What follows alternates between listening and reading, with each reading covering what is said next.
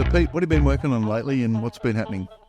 Very timely question, Bruce. So 1st of August today, so I can reflect back on July. Interesting month. And as usual, the typical flavour and the type of work that we are doing within Benchmark Business Advisory really revolves around people. So there's a lot of change management from a mindset point of view, cultural, behavioural, organisational redesign. So 3 that I've written here is we've got an interesting engagement at the moment where we're assisting an organisation redesign and restructure their team. So roles, responsibilities, educating management and owners on how to performance manage and how to actually implement human systems. Mm-hmm.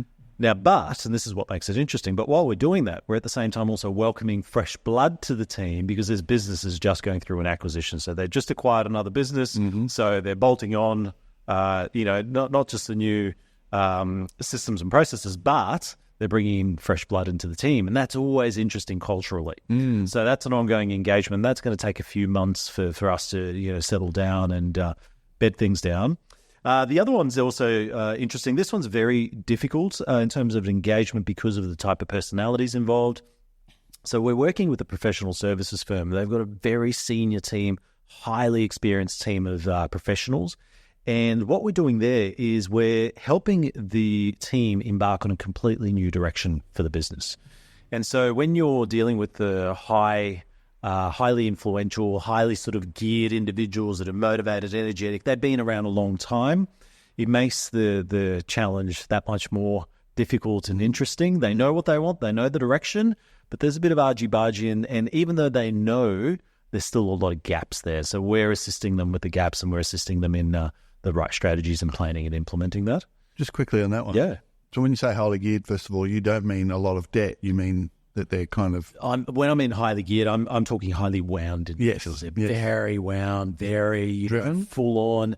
Driven, I would probably say that, driven's a good word that we can use. Okay. Very driven individuals. So the other thing is, if you have... One of the challenges I imagine that you'd have, we haven't spoken about this, is if you're dealing with a company where there's more than one owner or more than one controller, you've got within that group there could be different dynamics. Absolutely. Yeah. And in fact, the previous example that I gave of the redesign activity, one of the things that we're working on is making sure that the 2 owners are no longer butting heads. That's why we've got to go through the redesign, because they're stepping on each other's toes. They're stepping on the team's toes.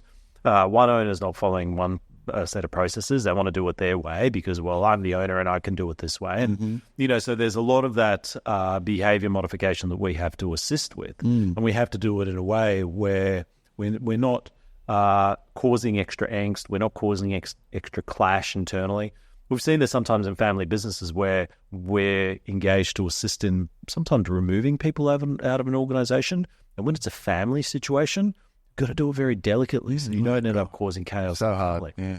So the other example, interesting one that we were working on in July was changing the processes of an individual in particular that is the leader of an organization that is highly impacts the outcome of sales activities and highly actually impacts what happens down the chain for the staff that's delivering the work. This individual is just stuck in their way in terms of doing everything on pieces of paper, literally random pieces of paper, not following process. We need to digitize that business. We need to set in stone, not just digital technologies, but appropriate procedures. But this individual's pushing back. And so we're having to change his behavior because he's just causing too many problems for the business. And so that's an interesting one, and there is a way that we approach those sort of situations. We use facts, we use data, we use evidence to sit down with that person and say, listen, we've done the analysis, here are the facts, here's how much it's costing the business, here are the issues that it's causing your staff. We're making them aware so that they understand why they need to make this behavior change and why this will actually lead to a more valuable business by doing this.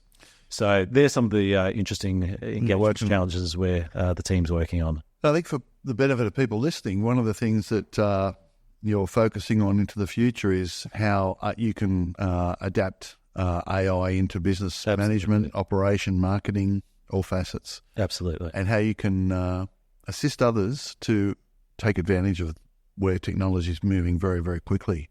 But paradoxically, and as much as we're focusing on AI and talk about AI, paradoxically, we actually can't do that without the human components. We really, really focus on the people first. Let's fix any people issues first. Then we can talk about the AI. You don't go back to front, because if you do, it just doesn't work. It's proven. So we know if we adjust the human, if we get the people on board, everyone culturally on the same page, then we've got a better platform to be off of. Can I tell you a little bit about? I'd love to hear it. What's happening with business sales? So I just wrote down a few stats, but and a few things. Very quickly, we've got about 116 businesses under contract at the moment, so that's above par, which is good. Fantastic. About 500 listings, but we need more. So this is one of the current things that's happening. Supply and demand is always moving. Either there's more people wanting to buy or less people wanting to buy, more people wanting to sell, less people wanting to sell.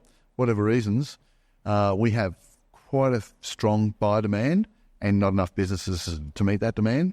And the biggest hole, the biggest area where we need businesses to sell is in that sort of $2 to $5 million value space.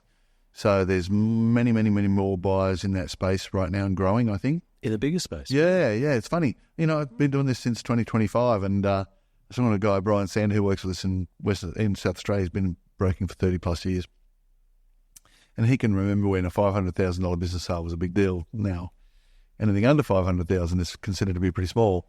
And the $2 to $5 million space is really where the biggest demand is. It's high growing demand and not enough supply. So if anyone's got a business that they want to sell, now's probably a good time. We've also got an interesting change in mindset happening with buyers and sellers, which is that earnouts is becoming more of a thing, or retention. So the larger the scale size of transaction, the more likely it is that the buyer is not going to pay all the money up front. They're going to say, we'll give you so much now and the balance over the next 3 or 4 years based on performance. Right. And a lot of sellers aren't doing two things. They're not used to that, so that idea concerns them, and it should, because there's so many moving parts there. But those people are also not willing to engage professionals, accountants and lawyers, to give them advice about how to make that work. Because quite often, most of the time actually, you can get more for your business if you do enable the transaction to take place through an earn-out or a retention clause or vendor finance or some other means like that. But people are really reluctant to do it. It's sort of saying, I want the money now, and I've given you the keys. Yeah. But then the future is that most buyers are going to want to have the seller have some skin in the game and have a position in place where they're proving the numbers that they're selling their business on.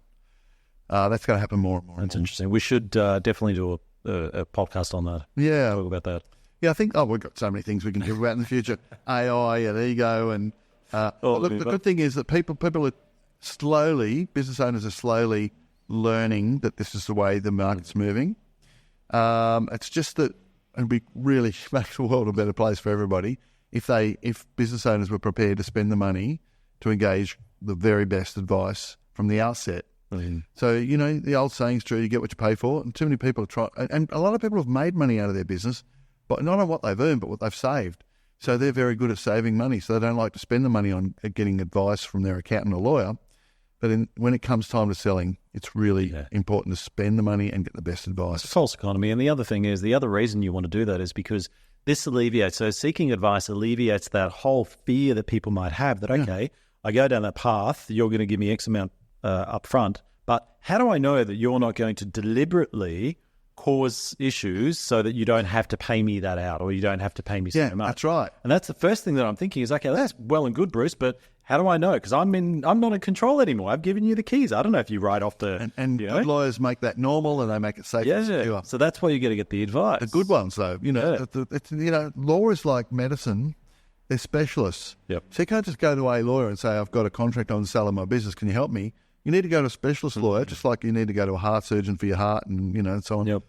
Getting good advice is really what you got to pay for. You pay more for a specialist, you pay more to get a great advice, but it's important. So a lot of people don't realise when they sell their business, they could be subject to Division 7A loans or capital gains tax. They need to get advice to sort that out now.